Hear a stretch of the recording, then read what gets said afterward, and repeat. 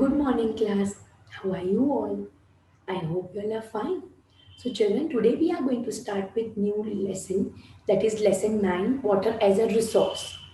In this, we are going to discuss about different forms of water that we had already done, and we are going to discuss about water cycle. Okay, children, are you all ready? So, let's begin.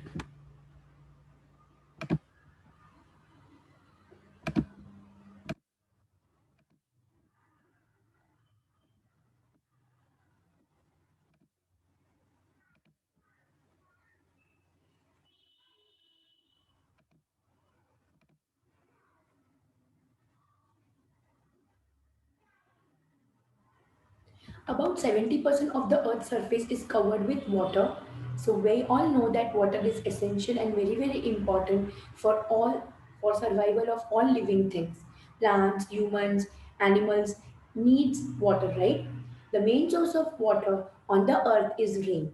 Water falls from the sky in the form of rain, and again it is going to fill up oceans, sea, lakes, ponds, rivers, and underground water.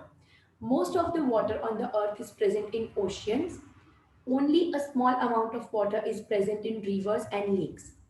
This small amount of water is what we generally use. Seas, lakes, ponds, rivers, underground water, oceans, these are the sources of water.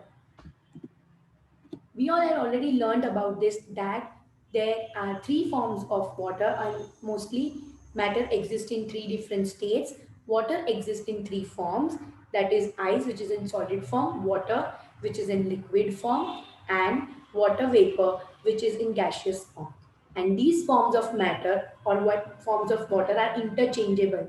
We can interchange in between from solid to liquid, liquid to gas, then from gas to liquid, liquid to solid. Okay, so ice is a solid, changes into water, liquid, by the process of melting. When water is going to change into water vapor, that is gas, it is going to happen by the process of evaporation, right? Then when gas is going to get converted into liquid by the process of condensation.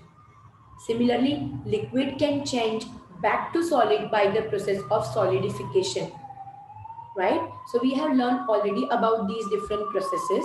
Now, today we are going to discuss about the process of evaporation and condensation. So evaporation, what do we exactly mean by evaporation? Evaporation is the process by which water changes to water vapor on being heated, right? When you're going to heat the water, it is going to get changed into water vapor, and this is called evaporation. You can see this picture over here. This is a wet cloth which we have hanged it outside, right? And water is dripping and water is falling from this cloth. So children, if you will see after some few hours, if you will see, this cloth is going to get dried up, this t-shirt is going to get dried up. Why? Because the water is there, right? From the clothes are going to get evaporated due to sunlight, and it is a natural process. The water has, as you can see in this picture, the water has converted into water vapor due to the heat of the sun. So water is constantly going to be get lost from the water bodies, whether sea, ocean, lakes, rivers are there. Continuously it is going to happen, and evaporation takes place all the time, everywhere. Right? The rate of evaporation depends upon, there are three factors on which the rate of evaporation depends. Like if the temperature is high, more will be the evaporation. Similarly, if strong winds are there, more will be the evaporation, right? While when we talk about humidity in the air, humidity means the amount of water vapor in the air. So if the humidity is less, that is drier the air, more will be the evaporation, right? So these three are the factors. The rate of evaporation depends upon these three things. Now, what do we mean by condensation? So, children, the process by which we know that when a gas changes into a liquid on cooling is called condensation. So, if you will take one glass tumbler and if you will add ice cubes in them, right? After some time, what you will observe that small tiny drops are going to fall right on the surface of the glass tumbler. So children, what happens when, because the water vapor which is there in the air, right, it changes to water on cooling the cold surface, on touching the cold surface of the glass. The surface of the glass is cold, so that water vapor is getting changed into liquid form. That's why you are able to see those tiny droplets, and the process is called condensation. Now children, the change of water vapor when you are going to change into water, right, that is on cooling, it is due to condensation. You can see over here this glass, small tiny droplets are there on the surface of this glass, right? You must have even seen children tiny droplets of water on leaves and flowers early in the morning, especially children when the nights are cold during winter season. Water vapor in the air, it is going to get condensed into tiny drops on the ground because the atmosphere is very cold and the water vapor are going to get cooled down. So you can see small tiny drops on the ground, on plants and also on window pans. इसको क्या बोलते हैं? These drops are called dew drops. Then children, we will discuss about water cycle. We all know it's a very simple process. There are three things in this: evaporation, condensation and precipitation. We will discuss about this, right? Water is everywhere, on the hills, on the plains, in the desert, in the dense forests, right? But from we get water from rain, right? But where does the rain come from? Right? So there also in nature too, the forms of water keeps changing. The sun rays fall on water present in oceans, rivers and ponds.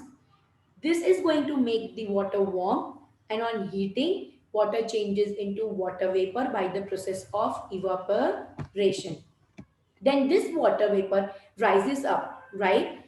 It is warm, right, at that time when it is going to rise up, and slowly and gradually this water vapor touches cool air which is there in the atmosphere and dust particles, due to which it is going to form small tiny droplets of water are formed, and this process is called condensation.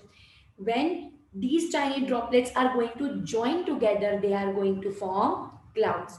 So in clouds, if you will see, along with tiny droplets, even dust will be also there. So when the drops are going to get too heavy, the clouds are cannot hold them, and there will be rain. If two clouds are going to be there, they are going to just bash with each other, and there will be rain. And they then fall to the ground in the form of rain, hailstorms, or snow. This is also called precipitation. So, three things are there: evaporation, condensation, and precipitation. Now, children, this rainwater again flows back to rivers, lakes, seas, and if you have seen children in extreme cold climates, right? There, yes, there will be rainfall, but it is not in the form of rain. Instead of that, it is in the form of snow.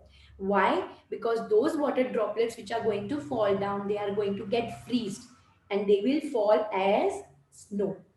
During rainfall, children, yes, all other water bodies are going to get filled up with water, but even the ground, right, even a part of the rainwater percolates, means it is going to slowly get seep into the ground, and this water is called ground water.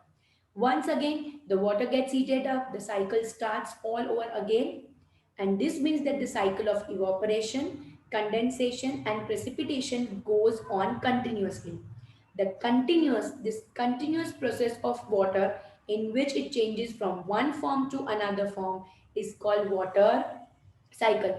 There is no starting and ending point in water cycle, but these three processes are there, right? And this is how water which is going to get evaporated, again it is going to come back in the form of rain.